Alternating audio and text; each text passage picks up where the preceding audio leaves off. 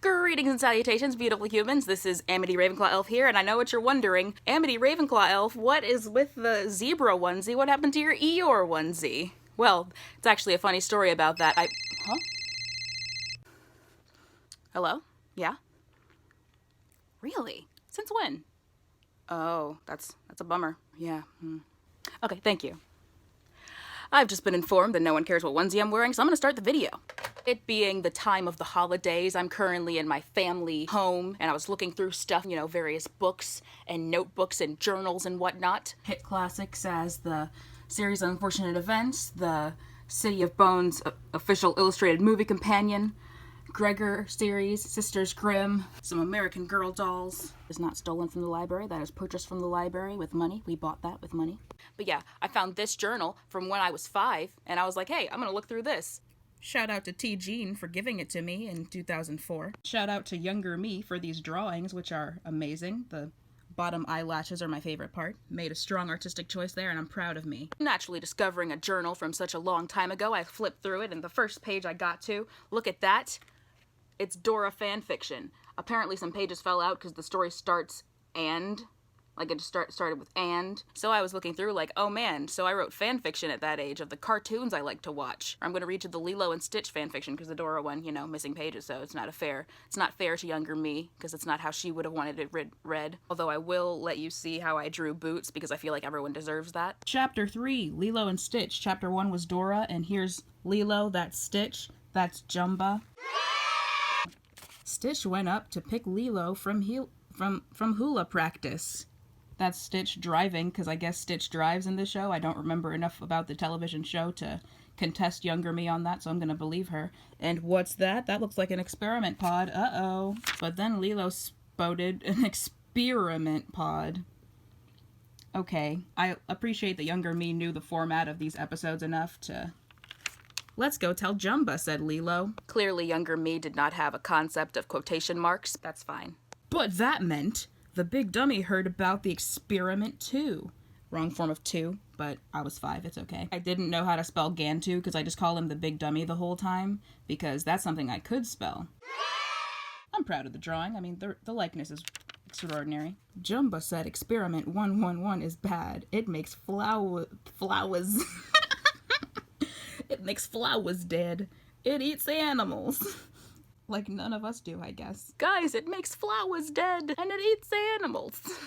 We gotta stop it. Lilo threw the pod on a big leaf, correct form of threw, I'm proud of that, over a pond.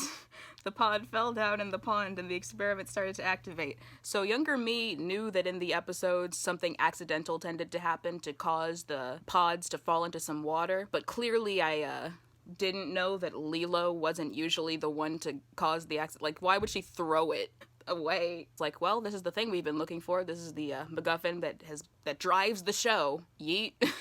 That's pretty clever of me that I had the instead of the pod there, I have the face of the experiment, so it's coming into being. That's great. My bad, said Lilo when the big dummy came. Gantu, the scale factor's a little off, but I appreciate the effort. After the fight, so younger me did not want to write an action scene. Younger me just like, okay, so he showed up after the fight. So cut to after the fight, because I don't know how to describe all the punching and stuff that goes on in a Lilo and Stitch confrontation. He showed up, the fight happened. After the fight, the experiment escaped. Then it saw Gigi just sitting. just sitting. I'm sure that's supposed to be it was, but it says it saw. Younger me knew that saw and was were basically like the same word but backwards. So I guess I second-guessed myself on that because I had the W first, but then I wrote over it with an S. So just citing. It saw about to eat Gigi, but then Stitch ran to save Gigi. Oh, that's unfortunate.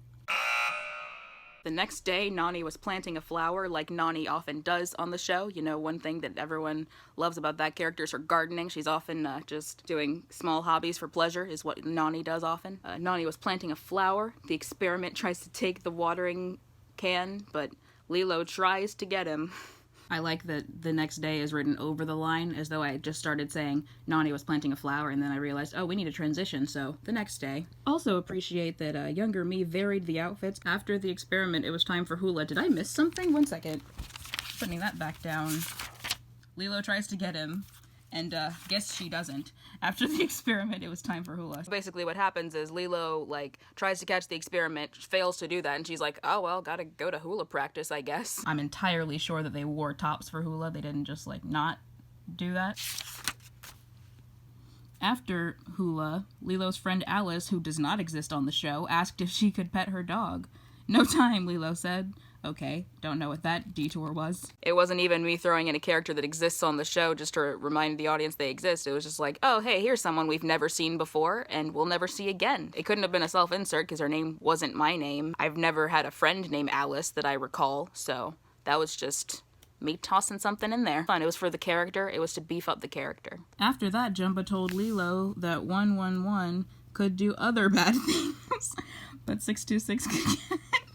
We're not even gonna say what the bad things are, just the experiment can also do other bad stuff. I can only assume that younger me realized that, like, killing flowers and making animals dead wasn't a strong enough villain. So I was like, oh man, what else?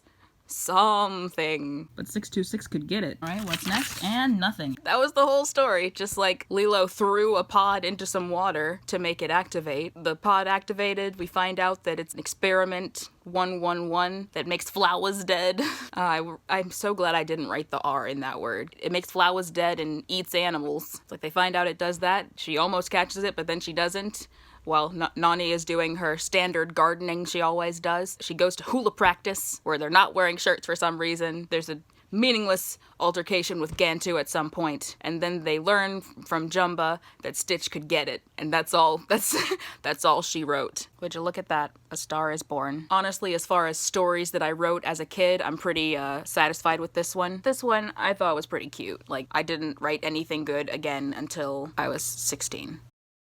I shoved my homework folder into my book bag, then my lunchbox, then my reading notebook, then I zipped up my book bag. Fascinating, 9-year-old me. In the book, your character gets eaten, RJ, I called before I resumed walking. Think about that. What do I get eaten by? RJ asked without turning back. A dragon, I muttered. I'll be on the lookout, he replied sarcastically. Okay, 10-year-old me was getting her groove back, I'm not gonna lie. Well, that is it. Thank you guys so much for watching. If you liked it, you know the stuff, do the stuff. Have happy whatever time of year you watch this, and prosper. You know what? You prosper, and you help other people prosper, and, you know, stay hydrated, and also exercise if you want to. I'm not your boss, and love you guys.